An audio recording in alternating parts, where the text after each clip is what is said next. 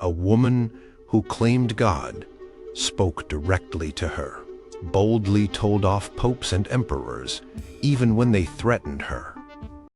Another medieval lady, a queen no less, actually raised an army against her own husband the king, and astonishingly, she won. Picture this: a teenage peasant girl, saying she heard voices from saints, convinced a prince to let her lead the entire nation's army, and she did it all dressed as a man. And get this, one writer publicly shamed the most famous male authors of her time, calling them out for their nasty views on women, and she did it in Gellisti books. Then there was the Italian noblewoman who, when enemies threatened her children to make her surrender her fortress, reportedly lifted her skirts, pointed to her own body, and shouted that she had the equipment to make more heirs. And if that's not enough, imagine a woman dictating the very first autobiography in the English language, filling it with tales of her uncontrollable crying fits in public and her fiery arguments with powerful bishops who just didn't know what to do with her. These weren't just background characters. These were women who grabbed history by the collar. Number 9. Caterina Sforza, the Italian tigress who laughed in the face of her enemies. Born around 1463, Caterina Sforza was the illegitimate daughter of Galasso Maria Sforza, who later became the Duke of Milan. Being illegitimate didn't hold her back much in the cutthroat world of Italian Renaissance politics. She was clever, beautiful, and had a spine of steel. She married Girolamo Riwario, a nephew of Pope Sixtus IV, which plonked her right into the center of power, politics, and danger. Girolamo was made Lord of Imola and Forlì, two strategically important towns in the Romagna region of Italy. Caterina wasn't one to just sit around and embroider. When Pope Sixtus IV died in 1484, Rome was in chaos. Girolamo was away, but Caterina, who was 7 months pregnant at the time, took action. She rode into Rome with troops and seized the Castel Sant'Angelo, a massive fortress. From there, she basically held the cardinals hostage, or at least strongly influenced their papal election, making sure her family's interests were protected. She refused to hand over the fortress until her husband's position and finances were secured by the new pope. Talk about bold! After her husband, Girolamo, was assassinated in Forlì in 1488 by rival nobles, Caterina and her children were taken prisoner. The assassins thought they had won. They threatened to kill her children if her loyal Castellan, the guy in charge of her main fortress, Ravaldino, didn't surrender. This is where one of the most legendary, though perhaps a bit embellished, stories about Caterina comes from. According to some accounts, she was allowed to enter the fortress to persuade the Castellan to surrender. Once inside, she went up to the battlements, and when the conspirators outside repeated their threats against her children, she supposedly lifted her skirts, exposed her genitals, and shouted something like, "Fools, do you not see that I have the means to make more?" Whether she actually did that or not, the message was clear: she wasn't backing down. She eventually regained control of Forlì and Imola and ruled them with an iron fist as regent for her young son, Ottaviano. She was known for her fiery temper and her military prowess. She personally trained her soldiers and supervised the defenses of her towns. She wasn't just a ruler in name, she was a commander. Caterina also had a keen interest in alchemy and early chemistry. She experimented with potions, poisons, and even beauty recipes, some of which were recorded in a manuscript titled Gli Esperimenti. Her biggest challenge came in 1499 when Cesare Borgia, the ambitious son of Pope Alexander VI, set out to conquer the Romagna region with Forlì and Imola on his list. Cesare was backed by the power of the papacy and the French army. Imola fell, but Caterina retreated to Forlì and prepared for a siege. She refused to surrender, even when Cesare offered her terms. She fought back fiercely, but eventually Cesare's forces overwhelmed her defenses in January 1500. Caterina was taken prisoner and brought to Rome. Some say Cesare paraded her through the streets in golden chains. Even in captivity, she didn't just fade away. She was eventually released and retired to Florence, where she spent her final years. She died in 1509, but her reputation as the Tigress of Forlì lived on a woman who took on powerful men and armies, and who, even in defeat, never truly seemed broken. She knew the game of power was dangerous, once saying, "If I must lose, I want to lose in a blaze of glory." Number 8. Isabella of France, the she-wolf who dared to overthrow a king. Isabella, born around 1295, was the daughter of the powerful King Philip IV of France, known as Philip the Fair. She was beautiful, intelligent, and brought up in a court that understood power. In 1308, she was married to King Edward II of England. This was supposed to be a political alliance to bring peace between England and France, but it turned into something much more dramatic. Edward II was, to put it mildly, not like other kings.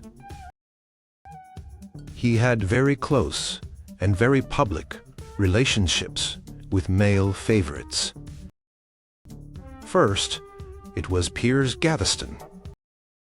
Edward showered Gaveston with titles, lands, and affection, which infuriated the English barons, and understandably, his young wife, Isabella.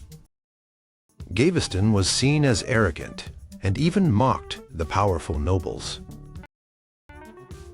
Isabella felt neglected and humiliated. While she initially tried to make the marriage work, and bore Edward 4 children, including the future Edward III, the situation with the king's favorites became unbearable. After Gaveston was executed by angry barons, Edward eventually found a new set of favorites, Hugh Despenser, the younger, and his father. The Despensers became incredibly powerful and greedy, alienating almost everyone, including Queen Isabella. Isabella was a queen, but she was being sidelined, and her own lands and income were being taken by the Despensers. She felt her position, and even her safety, was threatened. The turning point came in 1325. Isabella was sent to France on a diplomatic mission to her brother, King Charles IV of France, to settle a dispute over Gascony, an English territory in France.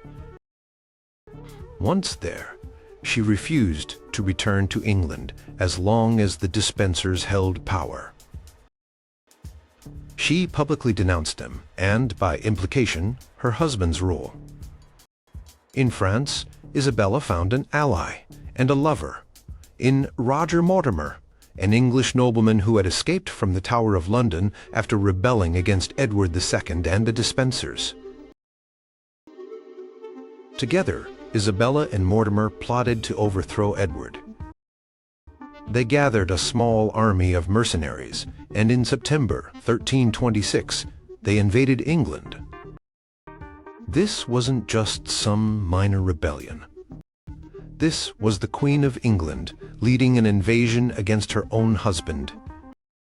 Many English nobles, fed up with Edward and the Despensers, flocked to Isabella's banner. Edward's support crumbled. the Despensers were captured and brutally executed. King Edward II himself was captured and forced to abdicate the throne in favor of his young son, Edward III, in January 1327. Isabella and Mortimer then ruled England as regents for the young king. What happened to Edward II? He was imprisoned, and most historians believe he was murdered in Berkeley Castle later in 1327, probably on the orders of Isabella and Mortimer, to prevent any attempts to restore him to power. Isabella was later nicknamed the She-Wolf of France, a title that reflected both her fierce determination and the ruthlessness of her actions. For about 3 years, Isabella and Mortimer held the reins of power. But Mortimer became as arrogant and greedy as the Despensers had been. In 1330, the young King Edward III, now 18, staged a coup of his own. He had Mortimer arrested and executed. Isabella's direct rule was over. However, Edward III treated his mother with respect. She wasn't imprisoned for long. She was allowed to live in comfort at Castle Rising in Norfolk for the rest of her life, and she even appeared at court on occasion. She died in 1358. Isabella challenged the authority of a king, her husband, and for a time she won, changing the course of English history. Number 7. Anna Komnene, the princess who wrote history and schemed for an empire. Anna Komnene, born in Constantinople in 1083, was a princess of the Byzantine Empire. Her father was Emperor Alexios I Komnenos, a ruler who came to power during a very turbulent time and managed to stabilize the empire. Anna was his eldest child, and she was incredibly well educated. She studied history, medicine, science, Greek, philosophy, and astronomy. She was, by all accounts, brilliant. In her early years, Anna was considered the heir to the throne. She was even betrothed to Constantine Ducas, the son of a previous emperor, and it seemed like they would rule together. However, things changed when her younger brother John was born. As John grew, Alexios increasingly favored him as his successor. This was a bitter pill for Anna to swallow. She believed she was more capable and more deserving. When her father, Alexios I, was dying in 1118, Anna, along with her mother, Empress Irene Doukaina, apparently tried to persuade him to disinherit John and name Anna's husband, Nikephoros Bryennios the Younger, a respected general and historian, as his successor. John II Komnenos became emperor. But Anna didn't give up. According to some historical accounts, soon after John took the throne, Anna was involved in a plot to overthrow him and install her husband Nikephoros. The plot was discovered. Details are a bit murky, but it seems Nikephoros himself may have been reluctant or backed out at the last minute, which supposedly infuriated Anna. Legend has it, she complained, that nature had mistaken their sexes, for he ought to have been the woman. As a result of the failed conspiracy, Anna and her husband were largely sidelined. Anna forfeited her estates and was effectively forced into retirement at the Kekretomene monastery, which her mother had founded.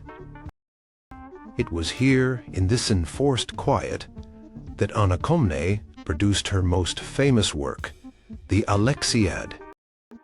The Alexiad is a long, detailed historical account of her father's reign, 1081 to 1118. It's one of the most important primary sources for Byzantine history of that period, and for the early Crusades, as she witnessed many of the events and had access to imperial archives and eyewitnesses, including her father. While the book is a tribute to Alexios I, portraying him as an ideal ruler and military genius, it's also a very personal work. Through her writing, Anna could assert her own intelligence and learning. She subtly criticized her brother John's reign by glorifying her father's. She presented herself as a loyal daughter and a capable historian, perhaps as a way to reclaim some of the status and influence she felt she had lost. She wrote in a high literary style, referencing classical Greek authors like Homer and Thucydides. The Alexiad is remarkable not just for its content, but for the fact that it was written by a woman in an era when female historians were virtually unheard of. She offers unique perspectives on Byzantine court politics, warfare, diplomacy, and the interactions between the Byzantines and the Western European knights of the First Crusade, whom she often viewed with suspicion and a sense of cultural superiority. Anna Komnene died around 1153. She never gained the imperial throne she craved, but through the Alexiad, she achieved a different kind of power and a lasting legacy. She challenged the norms for women of her time by engaging in high-level political intrigue and by becoming a significant historian, ensuring her voice and her version of events would be heard for centuries. Number 6. Empress Matilda, the would-be queen who fought a civil war for her crown. Matilda, born in 1102, was the daughter of King Henry I of England and granddaughter of William the Conqueror. Her life was set for big things from the start. At just 12 years old, she was married to Henry V, the Holy Roman Emperor, making her an empress. This was a huge deal. She spent years in Germany and Italy learning about governance at the highest level. Tragedy struck when her older brother William Adelin, the heir to the English throne, died in the White Ship disaster in 1120. Suddenly, Matilda was her father's only legitimate surviving child. After her first husband, Emperor Henry V, died in 1125, Matilda returned to England. King Henry I was determined that she should succeed him. This was a radical idea. England had never been ruled by a queen regnant, a queen ruling in her own right. Henry made his barons swear an oath multiple times to accept Matilda as their future ruler. To strengthen her claim and secure an alliance, Henry I arranged for Matilda to marry Geoffrey Plantagenet, Count of Anjou, in 1128. Matilda wasn't thrilled. Geoffrey was younger than her and only a count, not an emperor. They had a stormy relationship, but did produce children, including the future King Henry II of England. When King Henry I died in 1135, things went sideways fast. Despite the oaths, many English barons were not keen on being ruled by a woman, especially one married to an Angevin. The Angevins were traditional rivals of the Normans. Matilda's cousin, Stephen of Blois, rushed to England and had himself crowned king. He had support from the church and many powerful nobles. Matilda wasn't about to let her inheritance be snatched away. She, along with her husband Geoffrey and her half-brother Robert, Earl of Gloucester, decided to fight for her right to the throne. In 1139, Matilda landed in England, and this kicked off a long and brutal civil war, known as the Anarchy. For nearly 2 decades, England was torn apart by fighting between Matilda's supporters, the Angevins, or Empress's party, and Stephen's supporters. There were sieges, betrayals, and widespread chaos. Matilda herself was a formidable figure. She personally led her forces at times and showed great determination. In 1141, her forces captured King Stephen at the Battle of Lincoln. This was her big chance. Matilda entered London and prepared for her coronation. She began styling herself Lady of the English, Domina Anglorum. However, accounts from the time suggest she was perceived as arrogant and high-handed. She apparently alienated the Londoners and some key nobles with her demands and her imperious attitude. Before she could be crowned, a hostile London crowd rose up and drove her out of the city. Her opportunity slipped through her fingers. Stephen's wife, also named Matilda of Boulogne, rallied his supporters, and later that year Matilda, the Empress, suffered a major defeat at the Rout of Winchester, where her key ally Robert of Gloucester was captured.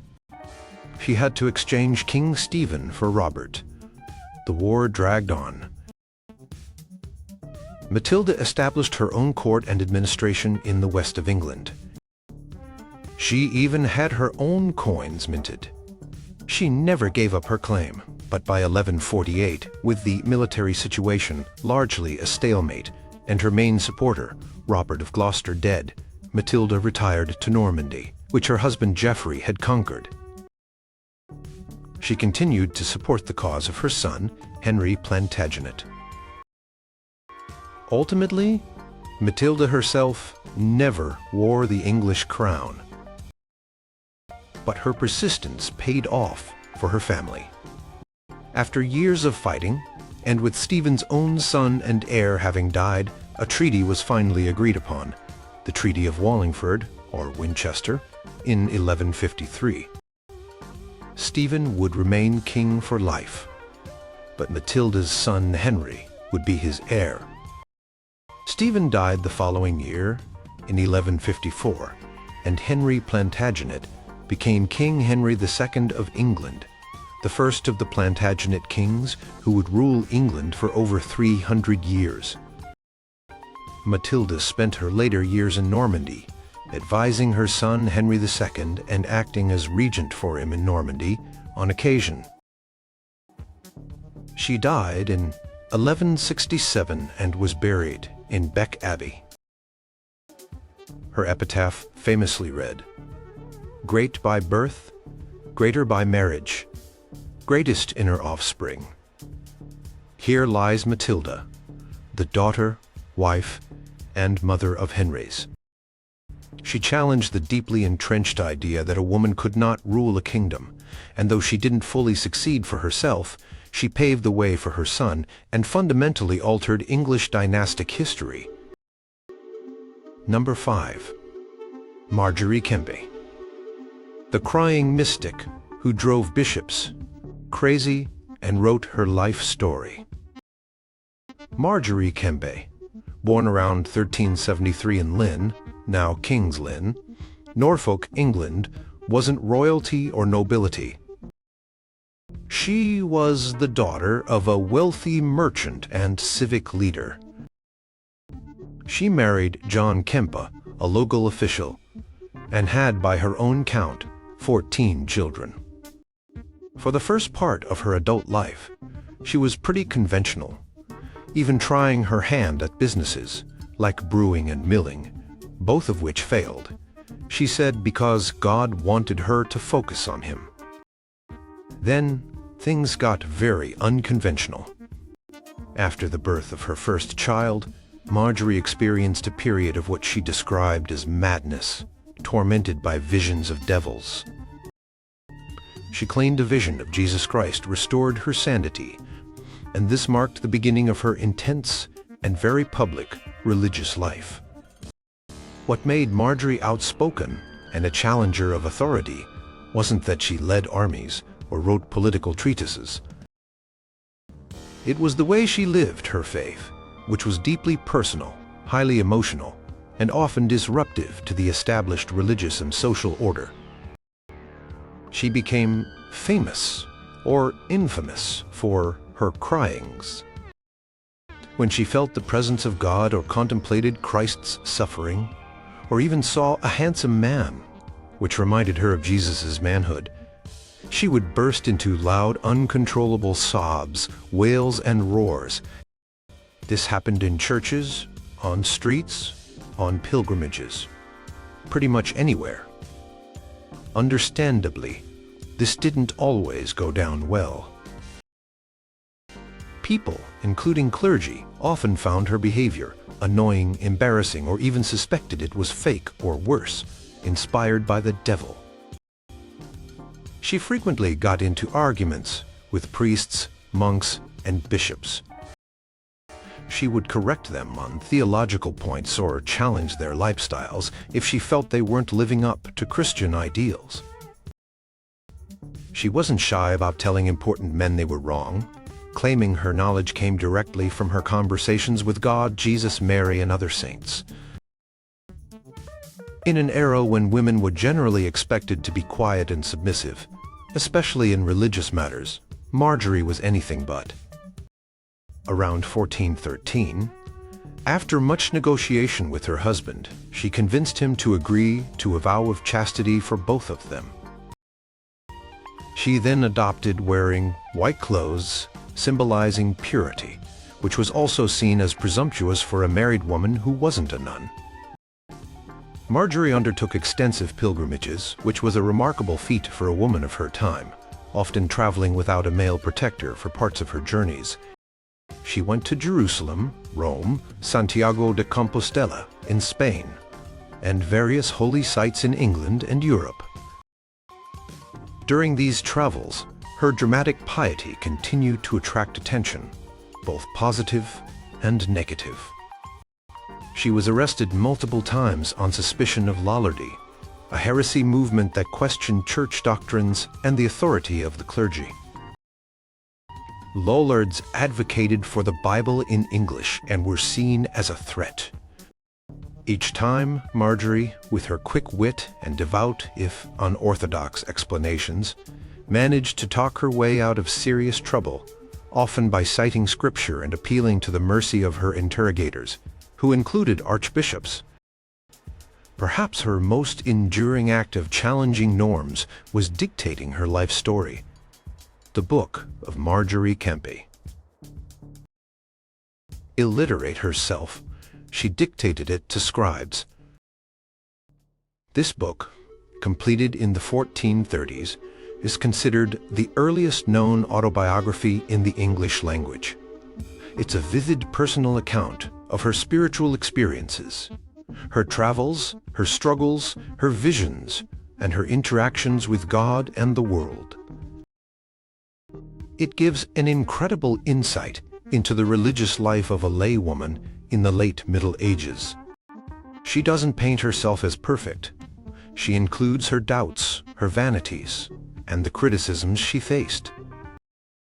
Marjorie Kempe wasn't trying to overthrow governments, but she profoundly challenged social and religious expectations for women. She insisted on her right to a direct personal relationship with God, independent of clerical mediation, and on her right to express that relationship publicly, no matter how much it unsettled those in authority. She wanted her experiences to be known and validated, and in the Book of Marjorie Kempe, she made sure her unique voice was recorded for posterity.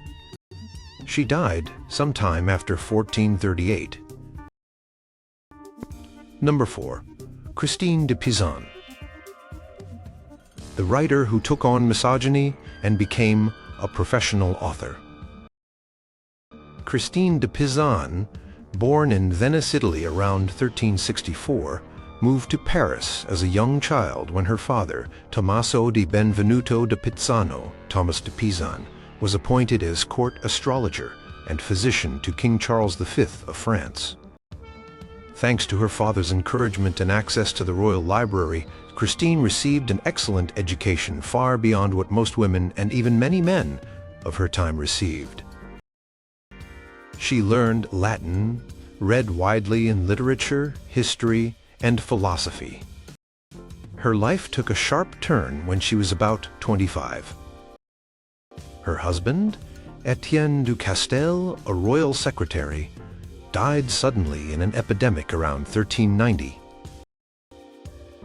Her father had died a few years earlier. Suddenly, Christine found herself a young widow with 3 small children, a widowed mother, and a niece to support. She also had to deal with lawsuits over her late husband's estate.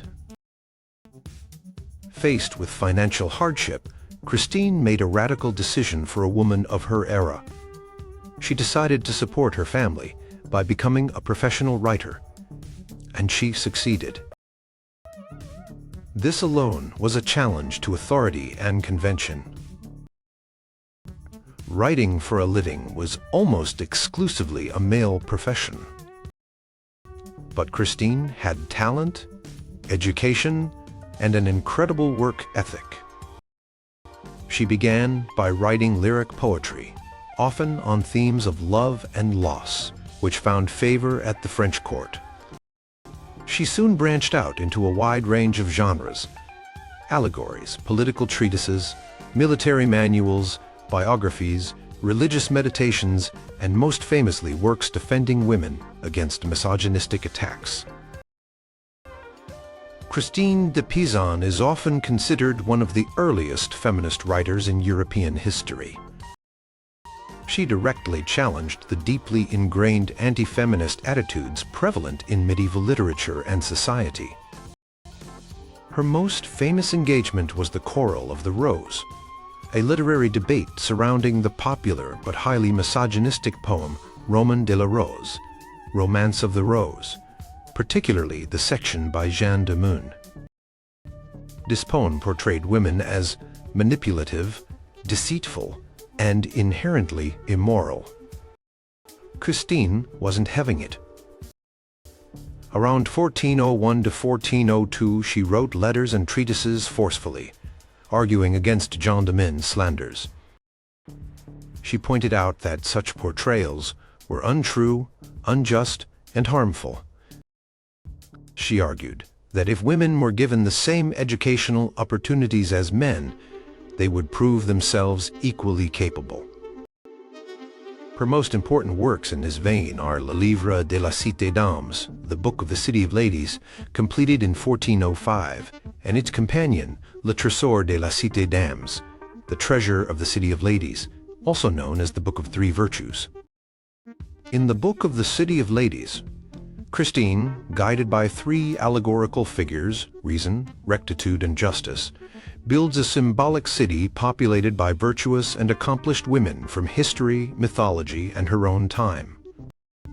It's a powerful rebuttal to centuries of misogynistic writing, touting women's contributions to civilization and their inherent worth. The Treasure of the City of Ladies offered practical advice to women of all social classes on how to live virtuous and effective lives. Christine didn't just write about women. She wrote the Book of Deeds of Arms and of Chivalry, a manual on warfare, the Book of the Body Politic, on good governance, and a laudatory biography of King Charles V.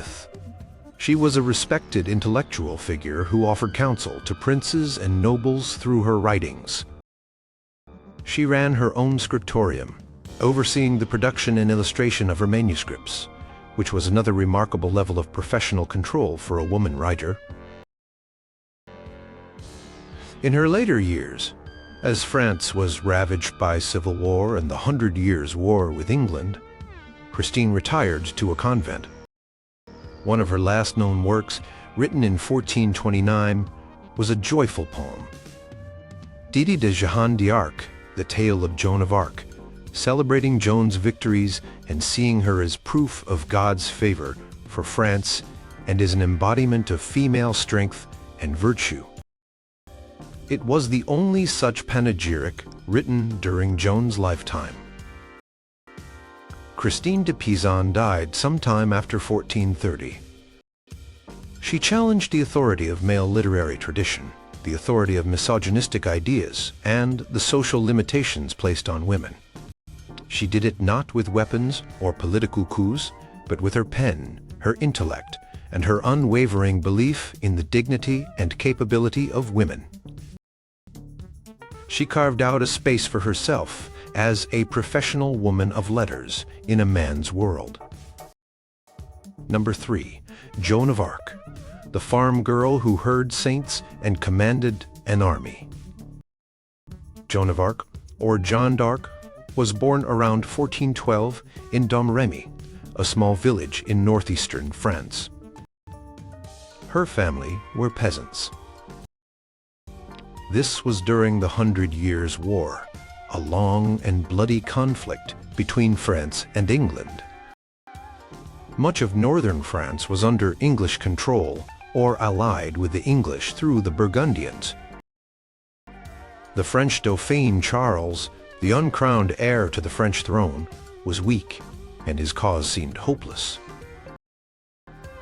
Around the age of 13, Joan began experiencing visions and hearing voices, which she later identified as those of Saint Michael, Saint Catherine of Alexandria, and Saint Margaret of Antioch. These voices, she said, told her she had a divine mission: to save France by driving out the English and ensuring the Dauphin, Charles, was crowned king at Reims, the traditional coronation site. This was an extraordinary claim for a young, illiterate peasant girl. But Joan was persistent and deeply convinced of her mission. In 1429, at about 17 years old, she managed to get an audience with Robert de Baudricourt, the commander of the nearby royal garrison at Vaucouleurs. After initially dismissing her, Baudricourt was eventually persuaded, perhaps by her sheer conviction or by a correct prediction she made about a French defeat. He provided her with an escort to travel through dangerous enemy territory to meet the Dauphin Charles at Chinon. To test her, Charles supposedly disguised himself among his courtiers, but Joan, who had never seen him before, picked him out immediately. After being examined by theologians who found nothing heretical about her, Charles, desperate for any advantage, decided to take a chance on this strange magic girl. He gave her armor, a banner, and a place at the head of his army. Joan, dressed in men's clothes and armor, arrived at the besieged city of Orleans in April 1429. The French forces there were demoralized. Joan's presence, her unwavering faith, and her courage had an incredible effect on the soldiers' morale. She wasn't a military strategist in the traditional sense, but she inspired the troops to fight with new vigor. Within 9 days of her arrival, the English siege of Orleans was broken. This was a stunning and pivotal victory for the French. After Orleans, Joan urged Charles to march to Reims. She accompanied the army on a series of successful campaigns along the Loire River. Her presence seemed to guarantee victory. In July 1429, Charles VII was crowned King of France in Reims Cathedral, with Joan standing beside him. She had accomplished a major part of her mission. Joan wanted to press on and liberate Paris, but the royal court was hesitant and favored diplomacy. An attempt to take Paris failed.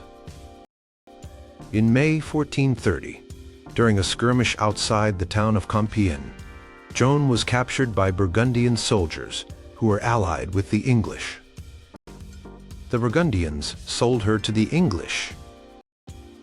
King Charles VII, despite Joan having been instrumental in his coronation, made no significant effort to rescue her or pay her ransom.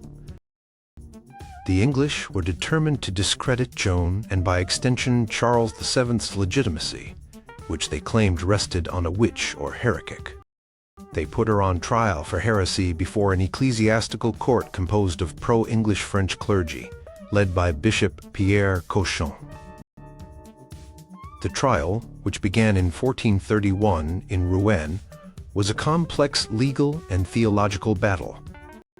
Joan, an uneducated girl, faced learned theologians and lawyers. She answered their questions with remarkable courage, simplicity, and wit.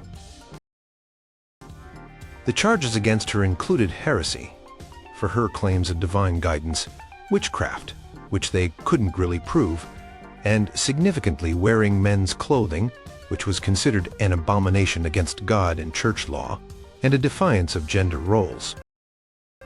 After months of interrogation, under immense pressure and threats of torture, Joan signed a document abjuring her claims and promising to wear women's clothes. However, a few days later, she was found wearing men's clothes again. Accounts differ as to why. Some say she was tricked or forced, others that she defiantly resumed them. This relapse into heresy sealed her fate. On May 30th, 1431, Joan of Arc, about 19 years old, was burned at the stake in the marketplace of Rouen. Her ashes were scattered into the Seine River. Joan challenged authority on multiple levels. She challenged the English military and political authority in France. She challenged the gender norms of her time by leading an army and wearing men's clothes. She challenged religious authorities who questioned her divine mission. Even though she was executed, her impact was undeniable. She had revived French morale and turned the tide of the 100 Years' War. Years later, in 1456, after the French had largely won the war, a new trial, authorized by Pope Calixtus III, at the request of Joan's mother and King Charles VII, who perhaps wanted to clear his own name, re-examined her case. This nullification trial overturned the original verdict, declared her innocent, and condemned the original trial as unjust. Joan of Arc was eventually canonized as a Roman Catholic saint in 1920. She remains a powerful symbol of French nationalism, female courage, and faith in the face of overwhelming odds. Number 2. Eleanor of Aquitaine, the queen who ruled, rebelled, and redefined power. Eleanor of Aquitaine, born around 1122 or possibly 1124, was one of the most powerful and influential women of the entire Middle Ages. She wasn't just a queen, she was a ruler in her own right. When her father, William X, Duke of Aquitaine, died in 1137, Eleanor, at about 15 years old, inherited the vast Duchy of Aquitaine in southwestern France. This made her the wealthiest and most powerful heiress in Europe. Aquitaine was larger and richer than the lands directly controlled by the King of France. Her father, on his deathbed, had entrusted her to King Louis VI of France, who promptly married her off to his son and heir, also named Louis, the future King Louis VII. Within weeks of her father's death, Eleanor was married, and shortly after, she became Queen of France when Louis VI died. Eleanor was spirited, intelligent, and accustomed to the more vibrant and cultured court of Aquitaine, which was a center of troubadour poetry and chivalry. The Parisian court and her new husband, Louis VII, were much more pious and austere. It wasn't a great match. Eleanor accompanied Louis on the Second Crusade, 1147 to 1149, to the Holy Land. This was highly unusual for a queen. She even brought her own Aquitanian vassals and ladies-in-waiting. There were rumors of her scandalous behavior on crusade, including an alleged affair with her uncle, Raymond of Poitiers, Prince of Antioch. These rumors, true or not, further strained her relationship with Louis. More practically, she and Louis disagreed on military strategy during the Crusade. The marriage produced 2 daughters, but no sons. Citing consanguinity, they were distant cousins. Eleanor and Louis had their marriage annulled in 1152. This was a bold move, likely driven by Eleanor as much as by Louis. She regained control of Aquitaine. Just 8 weeks after the annulment, Eleanor made an even more astounding move. She married Henry Plantagenet, Duke of Normandy and Count of Anjou. He was 11 years younger than her. 2 years later, in 1154, Henry became King Henry II of England. So, Eleanor, formerly Queen of France, was now Queen of England. This marriage created a massive Angevin empire, encompassing England and vast territories in France, Normandy, Anjou, Maine, Touraine, and Aquitaine. Eleanor and Henry II had a famously tempestuous relationship, but it was also politically dynamic. They had 8 children together, including 5 sons, 2 of whom would become kings: Richard I, the Lionheart, and John, of Magna Carta fame. Eleanor was actively involved in governing. She often acted as regent in England when Henry was in his French territories, or she would govern Aquitaine on his behalf. She was a great patron of arts and literature, particularly the courts of love and troubadour poetry. However, Henry II was an autocratic ruler and had numerous mistresses, most famously Rosamund Clifford. Eleanor's influence began to wane as their sons grew older. In 1173, Eleanor took a dramatic step. She supported her sons, Henry the Young King, Richard and Geoffrey, in a major revolt against their father, King Henry II. It's not entirely clear why she did this. Perhaps frustration with Henry's infidelities, his increasing control over Aquitaine, or her ambition for her sons. The revolt failed. Henry II crushed it, and as punishment, he imprisoned Eleanor. Eleanor of Aquitaine, Queen of England and Duchess of Aquitaine, spent the next 16 years as a prisoner, mostly confined to various castles in England and France. This formidable woman was kept under lock and key by her own husband. She was finally released in 1189, when Henry II died, and her favorite son, Richard I, the Lionheart, became king. Though she was nearly 70 years old, an advanced age for the time, Eleanor's political career was far from over.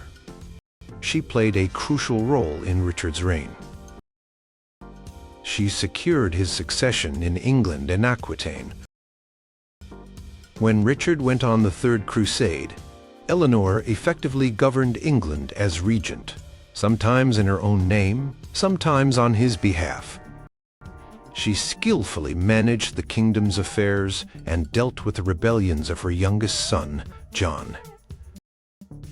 When Richard was captured and held for ransom by the Holy Roman Emperor on his way back from the crusade, it was Eleanor who raised the enormous sum required for his release.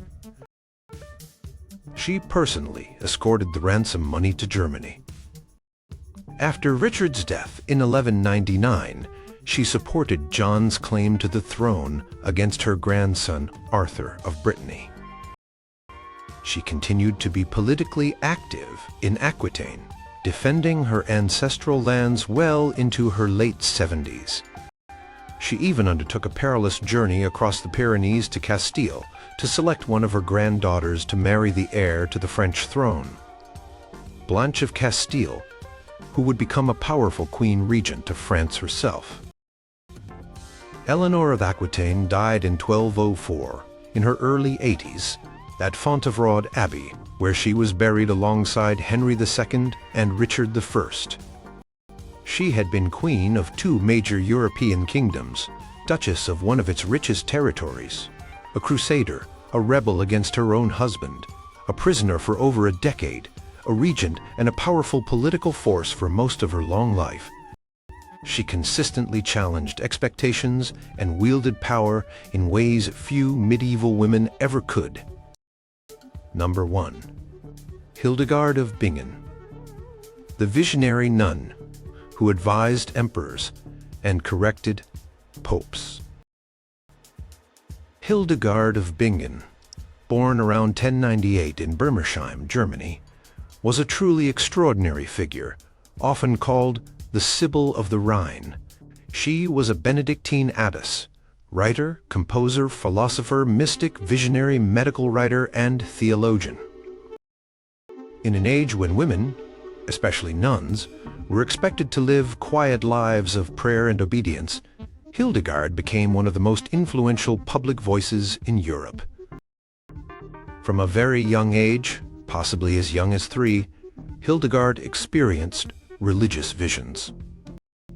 She described seeing a brilliant light and hearing a voice from heaven. She was hesitant to speak about these experiences for many years, fearing disbelief or ridicule. She was given as an oblate, a child dedicated to the church, to a small community of women attached to the Benedictine monastery of Disibodenberg when she was about 8 years old, and she later became a nun there. Around 1141, when she was in her early 40s and had become the head of the women's community, Hildegard received what she described as a divine command to write down what you see and hear. Still hesitant, she fell ill. She took this illness as a sign of God's displeasure at her reluctance. With the support of her confessor, Volmar, and the local abbot Kuno, she began to record her visions. Her first major theological work was Civius, meaning, Know the Ways, Dolorder Quitier. It took her 10 years to complete. It's a complex work describing 26 of her allegorical visions, which explore themes like creation, redemption, the nature of God, humanity, the church, and salvation. The visions are incredibly vivid and often accompanied by striking illustrations, created under her supervision. What was remarkable was that Hildegard sought and received papal approval for her writings and prophetic activities. Pope Eugenius III read parts of Scivias and, impressed, gave her his blessing to continue writing and publishing her visions. This papal endorsement gave her immense authority and protection. Hildegard wasn't just a mystic confined to her cell. She was a dynamic leader. As her fame grew, so did the number of women wanting to join her community. She decided to found an independent monastery for her nuns at Rupertsberg, near Bingen, around 1150. This move itself was a challenge to authority. The monks of Disibodenberg initially opposed it, not wanting to lose the prestige and income associated with Hildegard's community. Hildegard stood firm, claiming it was God's will, and eventually got her way. Later, she founded a second daughter house at Ebingen. Hildegard was a prolific writer on many subjects. She wrote 2 other major visionary theological works, Liber Vitae Meritorum, Book of Life's Merits, and Liber Divinorum Oberum, Book of Divine Works. She composed a large body of music, liturgical songs, hymns, and a morality play called Ordo Virtutum, Order of the Virtues, which is one of the earliest known examples of its kind. Her music is highly original and expressive. She also wrote extensively on natural history and medicine. Her works, Physica, on the natural properties of plants, animals, stones, and metals, and Causae et Curae, on the causes and cures of diseases, show her keen observational skills and her holistic approach to health, blending folk remedies with her own theories about the balance of elements in the body. She even invented an alternative alphabet, the litterae, ignotae, and a secret language, the lingua ignota, perhaps for her community or for mystical purposes. One of the most astonishing aspects of Hildegard's career was her public preaching and her correspondence. She undertook several preaching tours along rivers in Germany, speaking out against corruption in the church and calling for reform. This was almost unheard of for a woman. She corresponded with some of the most powerful people of her time, including popes like Anastasius IV and Adrian IV, emperors like Frederick Barbarossa, kings, queens, archbishops, and other abbots and abbesses. Her letters were not always deferential. She offered advice, encouragement, but also stern warnings and rebukes if she felt they were straying from God's path. She told Emperor Barbarossa to be more humble and warned him against schism. She criticized clergy for their laxity. She spoke with the authority of someone who believed she was a direct conduit for God's voice. Towards the end of her life, Hildegard faced a major conflict with the church authorities in Mainz. She had allowed a nobleman who had been excommunicated but had supposedly reconciled with the church before his death to be buried in her monastery cemetery. The ecclesiastical authorities demanded she exhume the body. Hildegard refused, believing the man had died in good standing with God. As a result, her monastery was placed under an interdict, meaning they were forbidden to celebrate Mass, sing the divine office, or receive communion. This was a devastating punishment for a monastic community. Hildegard fought back, writing letters defending her actions and appealing the decision. She argued that to deny the sacraments and sacred music was to play into the devil's hands. After several months, the interdict was finally lifted, shortly before her death. She had stood her ground against powerful churchmen, and in her view, had won. Hildegard of Bingen died on September 17, 1179.